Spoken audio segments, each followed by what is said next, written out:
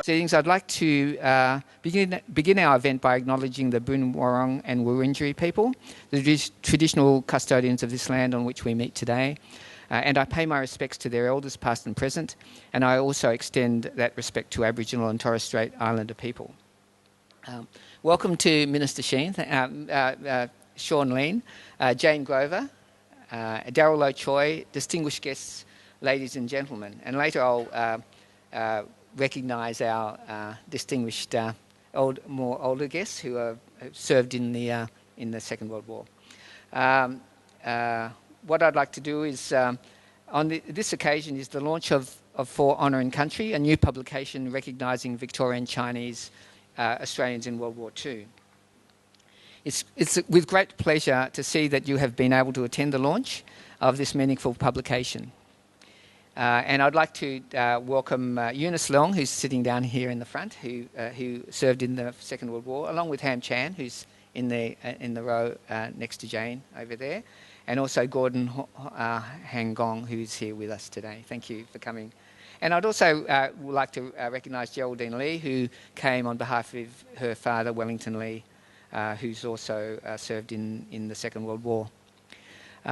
In World War II, many Chinese Australians enlisted and fought for Australia. They did so proudly as Australians, alongside other Australians, and this book honours those brave men and women of Victoria's Chinese Australian community who served, especially those who sacrificed their lives for their country.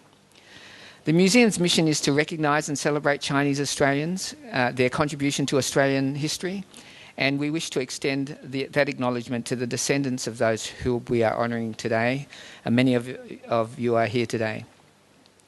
We embarked on the creation of this publication when Professor Ed Chiu, where is Ed? Ed's over there. Thanks, Ed. Our dedicated researcher, when he decided to delve into the Chinese Australian contribution to World War II, and Adil Soh-Lim is the co-author of the book who undertook further research and editing. I haven't seen Adil. Is she here today too? Yeah, she's here. Oh, there she is. Okay, thank you. It is important to note that the publication is bilingual to ensure there is no barrier for Chinese people to access this information. The Victorian government provided a grant for publishing the book, so we thank the government for recognising the Chinese contribution to this chapter of history. I'd also like to thank Nick Walker, Principal of Australian Scholarly Publishing, for working tirelessly on this book's production. And I would also like to acknowledge Bruce Sung and Li Xiaoping for their translation skills. I extend a big thank you to Jane Grover and Southern Metropolitan Cemeteries Trust for their continued support of our museum and for co-hosting this launch event today. Thank you, Jane. Thank you for all attending today, and I'm sure you will find this account of the contribution of Chinese Australians to our country very meaningful. So, as MC, I'd like to introduce you to the first speaker, which is Major General Darryl Lo Choi. He's actually retired and he is the first Chinese Australian to reach the rank of Major General in the Australian Army Reserve. Darryl, could you say a few words for us? Thank you. Distinguished guests, ladies and gentlemen, first of all, can I thank the museum for this invitation to participate in the official launch of For Honour and Country. This is a very important book, in my opinion, that will contribute substantially in the years ahead, in particular to the historical record of Victoria and Australia. Thanks also for the honour in inviting me to pen the foreword to the book and to contribute an account of one of my uncles who served in World War II. I joined the Army in 1964 at the age of 16. I put my age up so that I could join with my mates. And it doesn't matter that the Army knows that now, because I'm bulletproof. At that time, the recruiters never asked for any evidence of my age, nor a birth certificate to prove that I was an Australian citizen, and there certainly was no concerns that I was of Chinese descent, not a skerrick. But this certainly was not the case for the generation before me, my father's generation. At the outbreak of World War II, my father was doing recreation flying with the Cairns Aero Club. So in August 1939, along with his brothers, he marched down to enlist in the RAF. only to be turned away with a notice that read in part, "Services no longer required." He would later attempt to join the RAF in 5 other locations in Australia throughout the history of the war, but then gave up in disgust. So you can imagine his disappointment at this rejection from his own country of birth that he had to carry for the rest of his life. Now, my father's story is not an isolated case. There are a myriad of similar accounts of young Australian Chinese of descent, of 2nd, 3rd and 4th generations who rallied to the flag during their country of birth's darkest hour, only to receive services no longer required notice. This was very selective recruiting, and by today's standards it would constitute institutional racism. But it was driven by the requirements of the Defence Act of the time, which essentially said, and I quote, "Those not of substantial European descent or origin are exempt from service." So it was on the basis of the medical officer or recruiting sergeant to determine whether you met that criteria. Now, however, this book that we're launching today attests that many Chinese Australians did manage to jump through that institutional barrier.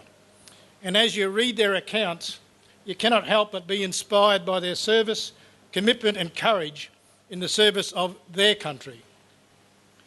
Now, as an Australian of Chinese heritage of some 5 generations, these accounts fill me with pride and admiration.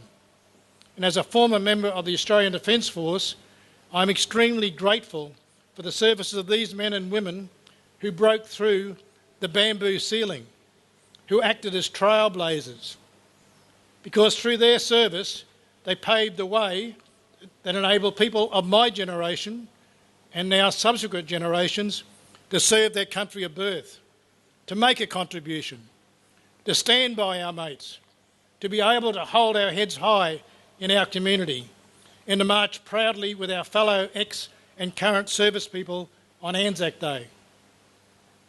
So it's important that these accounts of Chinese Australian service to Australia, to uphold our country's values, preserve our free and democratic way of life, be told and disseminated as widely as possible throughout the Australian community and beyond. So I congratulate the Museum on this innovative initiative, ably led by the tireless efforts of the book's editor, Dr. Edward Chiu, and supported by Adil Soh-Lim. In so doing, I also acknowledge the generous support of the Victorian Government in providing a grant to assist in bringing this project to a timely conclusion.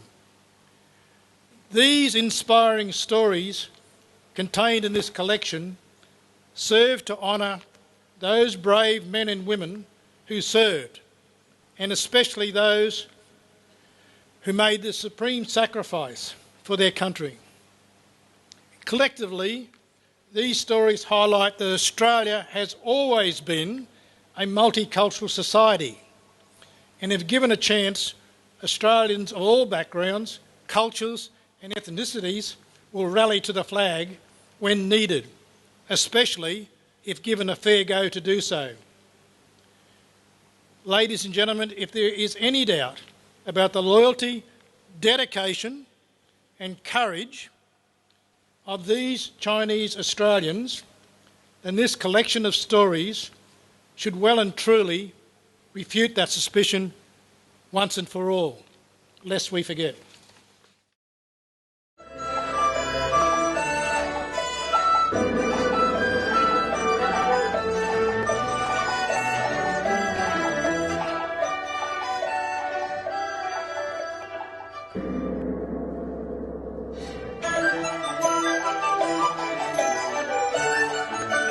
General, and we'll all follow. Thank you. I'd like to now introduce Jane Grover, the CEO of Southern Metropolitan Cemeteries Trust, our sponsor for today's event and long-term sponsor of the Chinese Museum. Thank you, Jane. And the Museum of Chinese Australian History for inviting me to this very special event. SMCT has an incredibly strong relationship, and we have partnered together over many events, and there are many here that I know personally. We share the stories that bind us together, and to move forward, both as a nation, you need to understand the part. So I was very fortunate when I came in this afternoon. I had just read an article in the Australian, and it was about the launch of this book, and it featured Hamilton Chan, who I feel very honoured to be sitting next to this afternoon, and to hear his stories of fortitude, of resilience, of determination, of empathy, of community, only inspires me, but also makes us a better country, a better nation. And I also shared with Hamilton, and please indulge me for a moment, that when I was thinking about the Prince Philip and his funeral, then I was thinking about the Holocaust survivor, the book, The Happiest Man on Earth. And I think about the way that they've forged the nation, their values, their commitment. It is very inspiring, and there are stories that we need to tell, and we need to have a broader conversation as a community. So I would like to acknowledge the people of the Kulin Nations, who are the traditional owners of the land, and also pay my respects to elders past, present and emerging. Most wholeheartedly, I would like to acknowledge the veterans who are with us today. They are part of the Anzac family. We are immensely proud and respect all Anzacs who served. For the fallen and for those returned to us, we will remember them. I also acknowledge the families and the loved ones of those veterans who are with us today. It is a privilege to have you with us to this book of celebration and remembrance. Finally, I thank the Chinese Australian history Professor Edmond Chiu and Adil Soh-Lim for their effort in investing and creating this amazing book for honour and country. The love and dedication to sharing this important chapter of our combined history is evident in every page. We feel a deep and lasting connection to the Chinese veterans of Victoria who served in World War I and World War II, and the Chinese more broadly. From our records at SMCT, we have 59 World War II veteran men and women from the Chinese community of Victoria who are within our care across multiple sites. And I think we also care for your wife, Dorothy Hamilton, at Springvale. I would like to share with you a quote from a veteran said more than 100 years ago. Ben Moi Ling enlisted in the Australian Army to fight as the First World War. He said, "If Australia is good enough to live in, it's good enough to fight for. And more importantly, I hope to live it again after the war." Ben Moi Ling was born in 1885 in Castlemaine, Victoria, and grew up in Carlton, not so very far from here. His father had come to the Victorian goldfields from China in 1855. With the outbreak of the First World War, Ben enlisted and would have seen some of the worst in the Western Front presented. Ben survived and returned to Melbourne, living a full life with the extended family in Carlton and working in Victoria Market. He passed away in 1946 and now rests at our site at Melbourne General's family, alongside his father, his mother and his sister. Ben Moi Ling did his duty for his country, a country he thought that was worth fighting for, despite its many challenges. If Australia is good enough to live in, it is good enough to fight for. Like many servicemen and women, Ben had hopes for a future in a place he chose to call home, a future for himself and for his family. It is a legacy continued by veterans such as Hamilton Chan, who is here with members of his family today who share a lasting connection to our organisation SMCT. These are the stories of courage, community, dedication and loyalty. This legacy of hope is particularly relevant in our current times.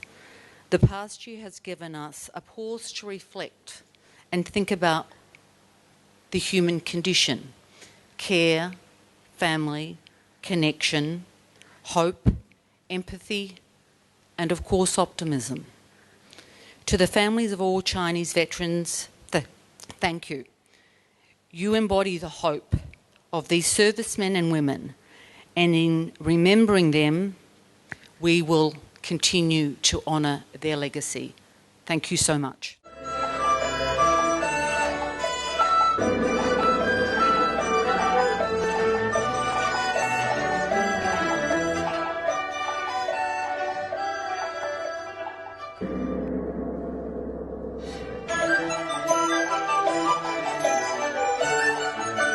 Invite the Minister, the Honourable Soh-Lim MP, Minister for Veterans, to officially launch For Honour and Country, Victorian Chinese Australians in World War II.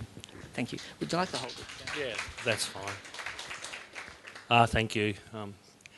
Can I also begin by acknowledging the traditional owners of the land we're all on today and pay my respects to the elders past, present and emerging.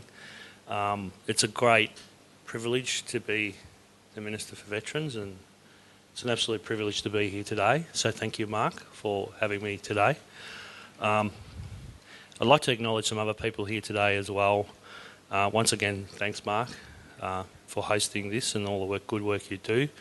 Can I acknowledge Jane Grover, who just spoke from the Southern Metropolitan Cemetery Trust? I understand the chair's here today as well. So thank you for the sponsorship of this really important book. Can I acknowledge Major General Darrell Low Choi? Thank him for his speech. I agree with him that this is a very important book, and I think it's a very good thing that the people that have worked on it, congratulations, because once again I think this is a very important book documenting the service of Australians, Victorians, in a number of conflicts with Chinese heritage.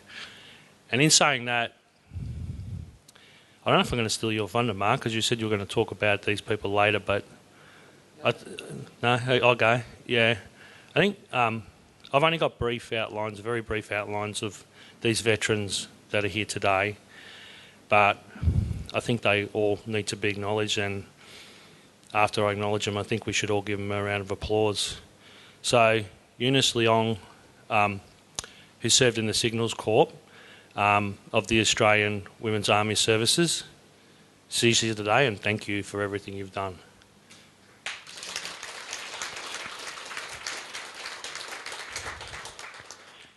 Jane mentioned Hamilton Chang in her address, but Hamilton served in the Army, then the RAAF, and also he was in the British Commonwealth occupation of the forces in Japan. So Hamilton, thank you for everything you've done.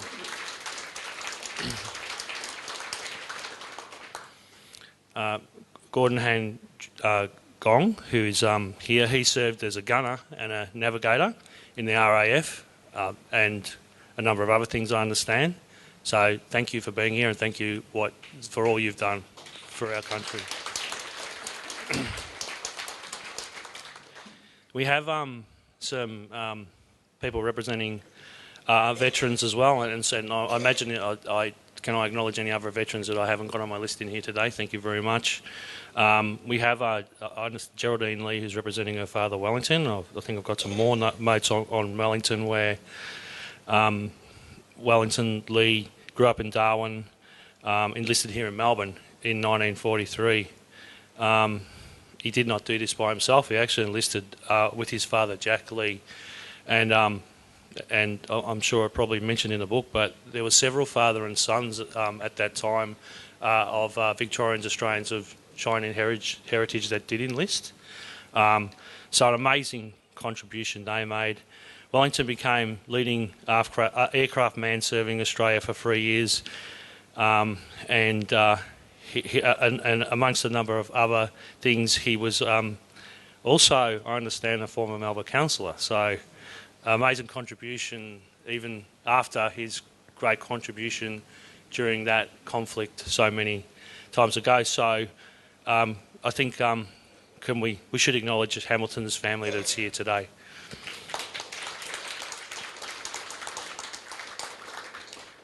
And also Glenys Oliphant, who's representing her mother, Margaret Kwong. She was served as a nursing assistant in the Australian Army Medical Women's Services, which is a part of the conflicts that we probably don't concentrate enough on. So thank you also for your mother contribution, and thank you.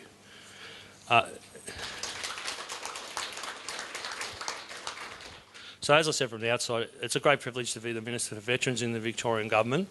It's a great thing that through the 75th anniversary of World War II fund, that some funding was put towards this important book. Can I just finish by congratulating everyone that's worked on it? I couldn't agree more. It's a really important book. And thank you for your efforts. Look forward to more editions in the future, and I'm sure our government can support that as well. But I think, once again, thanks to all the veterans for being here, lest we forget. So, thank you very much for your assistance. I'd like to welcome the Minister, Darryl and Jane to the podium, because we would like to present some books to you hot off the press. So maybe you could stand in the middle here for a photo.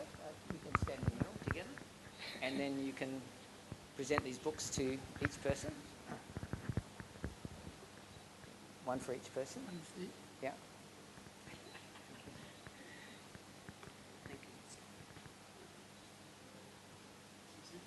And one to Minister, and maybe you could launch the book. Okay. Thanks so much. I officially launched this fantastic and very important book for honour and country.